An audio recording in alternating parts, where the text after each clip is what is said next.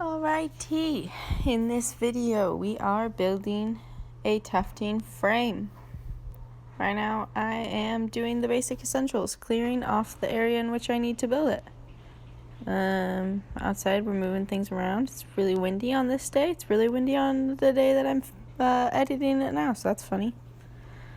Pulling the saw outside, trying to figure out how to plug it in, make it reach. Still trying to figure it out. Gotta move this way. Okay.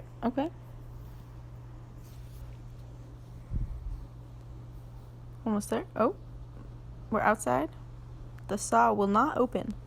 I do not know how to open the saw. Boyfriend bringing me a jacket. Very sweet. It was very chilly. Still trying to open it.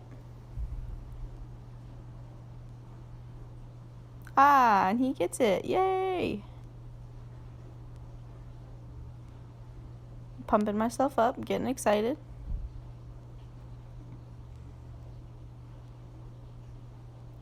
Alright, don't know which way the wood needs to go. We got it. Here we go, first cut. Oh, not yet. Gotta get those safety goggles.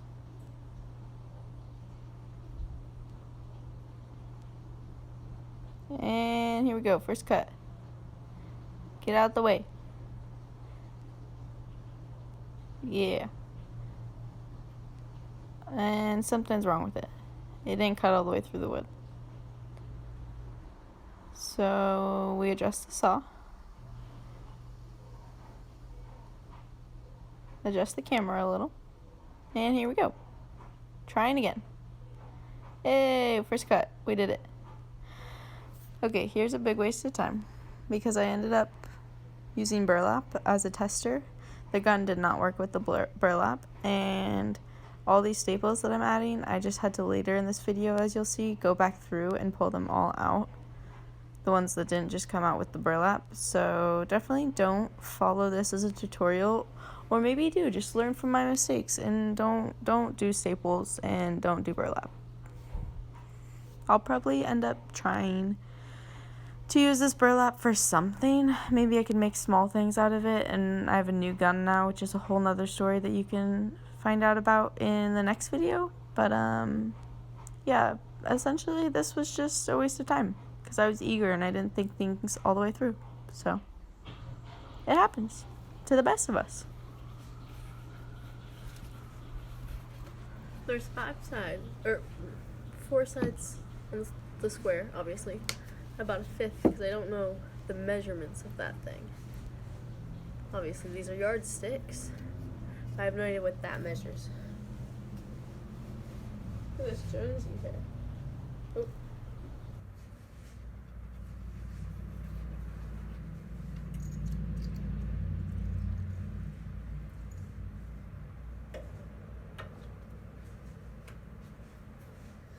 That's what I was afraid of. Each side is so close to being a yard, but it's not quite gonna make it around. So I'm glad I have the 5th one. I don't want to get the saw back out. Sawzall. I use a sawzall.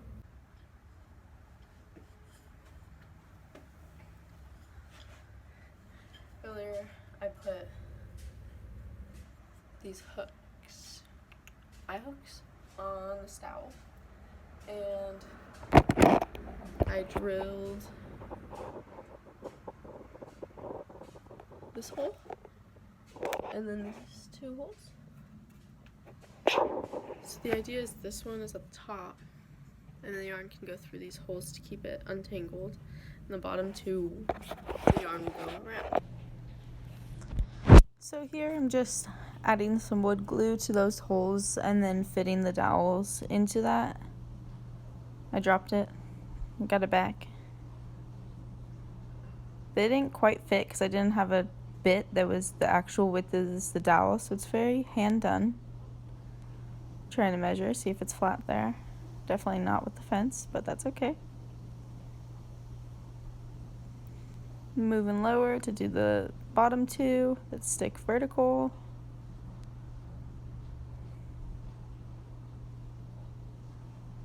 Definitely a hodgepodge job. I've had to redo these a few times since I should have drilled the holes wider.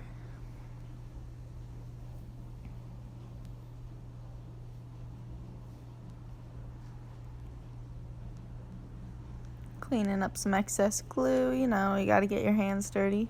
There you go, you can see them. Okay, so here I'm doing the very annoying task of taking out all those unnecessary staples from when I tried to do the burlap. So there was a bunch of staples just stuck in the wood, and I needed to get those out in order to put the yardsticks on there with the nails.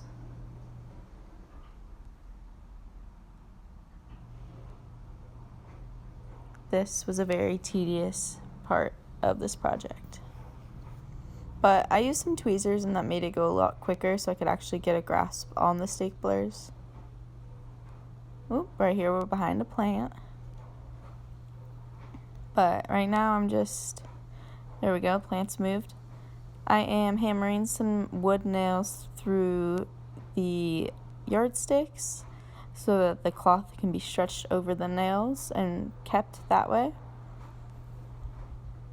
Definitely doesn't look as good as like a traditional tufting frame. It looks quite wonky, and I'll probably be doing a lot of updates in the future, but I wanted it to be handmade, and I didn't research well enough what the actual part for this is used, or is. I don't even know the proper name for it. It's like a nail tile or something. I don't know. I need to do more research in this area.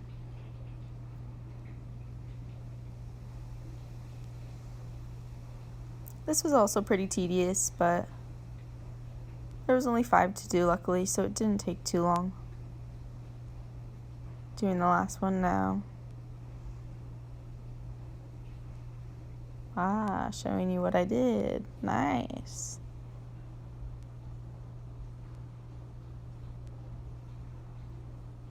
Here I am nailing that onto the frame now.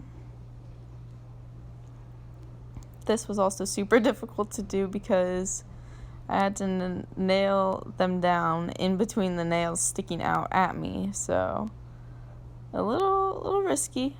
Definitely be careful. Probably a better way to do this.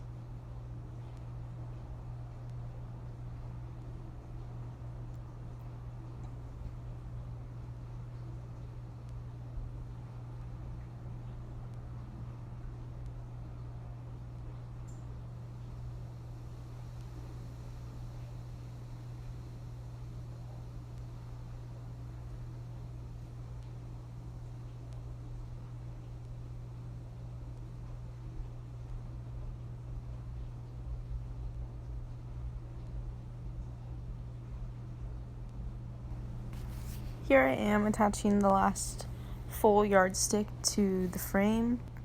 If you look closely, you can see some gaps in between yardsticks.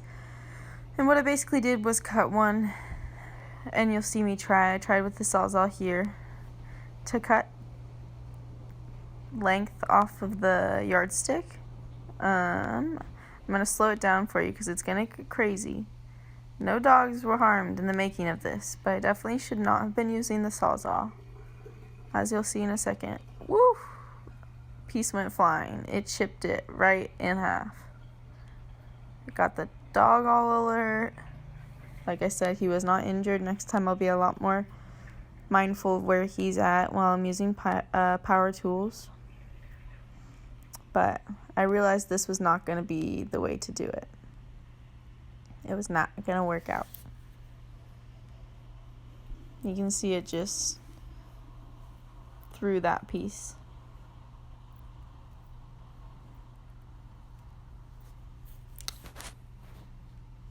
So instead, I just, got out my wood burner and decided to cut it that way, even though that's not really cutting, it's burning, but it does separate the pieces, so that's all I'm really looking for. This is super satisfying, in my opinion, to do and to watch. Just watch the smoke fly away and the wood slowly disintegrate. It's super cool.